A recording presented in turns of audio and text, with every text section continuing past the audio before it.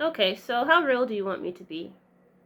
Do you want me to be this real or this real? Or do you want me to be in my normal state of doing my best to manage and kind of live somewhere in between denial and reality? And hopefully I'll make it to the quantum. That is the ideal. But I had so much I could say today, but I'm just not going to because I wouldn't know where to end and I would probably be able to speak for a really long time. But I actually just wanted to kind of follow up with an exercise that I'm doing on my expressive blogging for age 0 to now. And this one is talking about Marbut Elementary and some of the things I learned from this experience. And this was a really great experience. My parents had waited outside for however long with a lot of other parents to be able to register us to get into this school. And we were the first cohort of students. The school opened in 1997, and that's when I would have been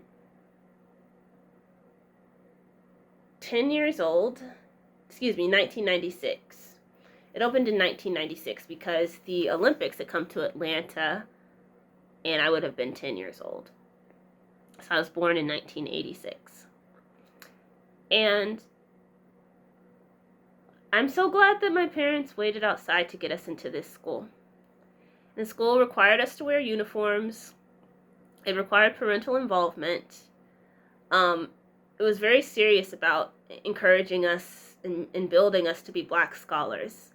And this is a suburb of Atlanta, so that is most definitely a possibility for a city like this to pour into Black children in this way.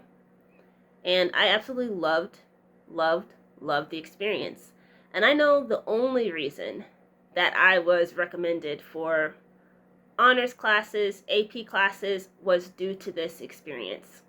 If I hadn't had these Black teachers, and I had white teachers too, speaking highly of me, I would have been, I think, it would have been me having to rely on teachers that didn't really come from where I'd come from. Okay? And mind you, I am a bicultural person, so I am kind of like an alien coming from different places where I am basically Pangea. Okay? But what I'm saying is that I could still be my full self in this environment. I didn't feel like I had to hide who I was. And I didn't really feel that way later on in other environments, really that much. But no, what am I saying? Yes, I did. Yes, I did. It was already hard enough to talk about my traumas in this Black environment. How in the hell am I going to do that in a white environment? When I'm like the spokesperson for race. Oh yeah, Albina, what is it like to be Black? Oh yeah. Oh yeah. Oh yeah. Yeah, please explain what conch is. We're reading the autobiography of Malcolm X, an excerpt. And obviously, we're reading an excerpt of the autobiography of Malcolm X, so that would suggest there's a desire for progress, right? So there are these elements in the school. But back to Marbut Elementary. So a few things I learned. First thing I learned is that I'm a smart girl. I love learning. The school encouraged inquiry, curiosity. All of us were given planners so that we could write out our homework assignments when we got them. And the planners were purple and gold, like the school colors. And so obviously are those not very royal colors. And so they infused within us this feeling of royalty at just a young age. So we did so many different projects, and I could name them, and I have so many favorite ones. And, we even put a time capsule into the ground to be dug up 25 years later, which would have been a few years ago. But what I'm saying is that this was such an amazing experience, and I loved every minute of the learning process in this school. Okay, I could give examples, but I don't want to take that long. Okay, the second thing, that Black scholarship is a thing. So we were actually taught from this perspective. So, I remember when in Miss Dixon's class, I was able to do a project on about Nigeria. So I don't, she encouraged me to learn about this part of myself. And, you know, I remember Dr. Mae Jemison was on the wall, a poster of her. You know, we had a Christmas celebration, but instead of Christmas, it was a Kwanzaa celebration. And we learned about the different, what are they called? The different, there's like 7 ideas connected to Kwanzaa. And we sang about the different ideas. We recited a poem from Langston Hughes, I Dream a World. We were tasked with memorizing it and reciting it in front of the class. So I love this school. And so, yeah, okay. The next thing is that, what was I going to say? Sorry. I had something I wrote and I just, field trips, okay. So field trips are pretty great where, I'm thinking about when I was 12, and went on a field trip to the Smithsonian in Washington, D.C. and Virginia, I think, because they're in the similar enough area, if I remember. And when I went to Pace Academy, I had the experience where one of the girls had just made a comment about my hairspray. It was like a hairspray that would be like a hairspray that's a black hair product. And she made a comment about the smell, like it smelled bad. And when I was in 6th grade and when I was around black students, I wouldn't have to go through that feeling of embarrassment that what I am is different from what this girl is. And I didn't go through that. You know, I remember we went to the Smithsonian too. I remember visiting the Air and Space Museum, loving that experience. I remember going to Tybee Island. I don't know who I stayed with, but I must have stayed with some of the black students too. And that experience was pretty seamless. Learned about baby sea turtles.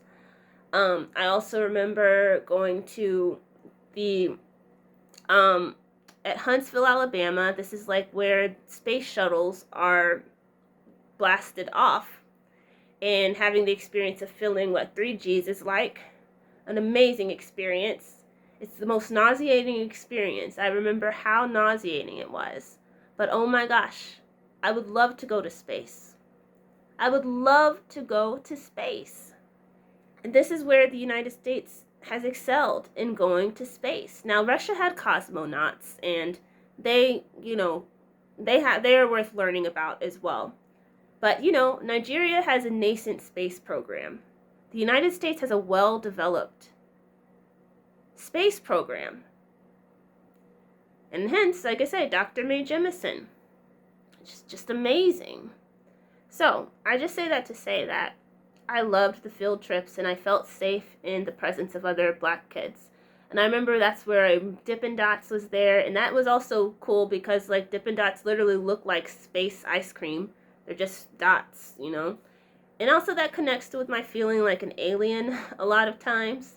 Like, in a black context, I can say that and not feel like I am dehumanizing myself as a black girl or woman.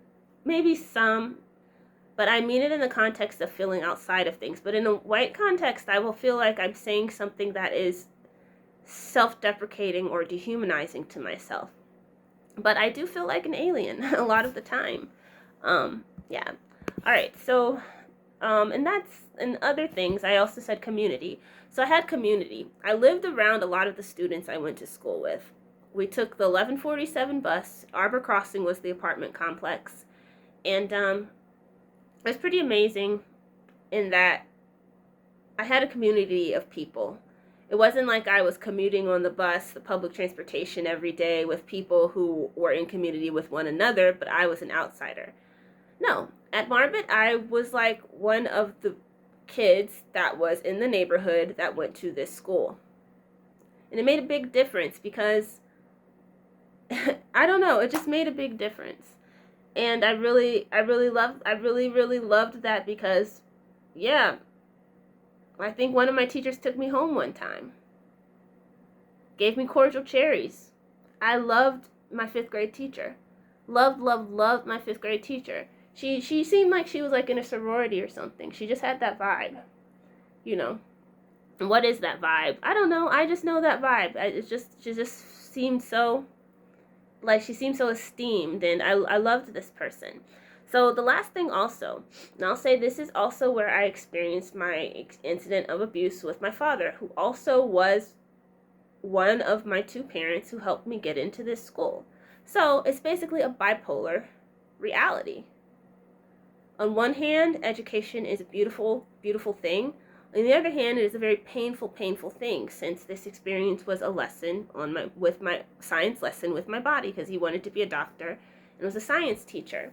And it's a lot deeper than that, knowing now some of the generational trauma that is carried on.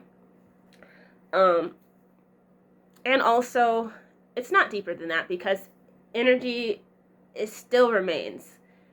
When it's not beginning the healing process, or having the opportunity to have the healing process, or not wanting the healing process, not desiring it, then what happens is that energy transfers over. So 1950 is no different than 1996. It's no different than 1856 or 1000 AD, 300 BC, you know? So that's what I've dealt with too, in that when I did a valedictorian speech in 5th grade, and I had to wear I remember wearing a white turtleneck and seeing, I think I will talk about it in the next video. So just pause that, because I think I'd like to talk about that, because this is something that even at 39 years old, I'm in the process of still rewiring and articulating and you know, facing and healing from, and especially when I didn't have support from people I shared that I'm related to. So all right, so let me go, or support in the form of just confronting my father for me, on my behalf, you know. So that's an example, I think, of the misogyny that I am faced with. And yeah. Yeah, okay. And would it have happened to a boy child the same way in terms of not supporting?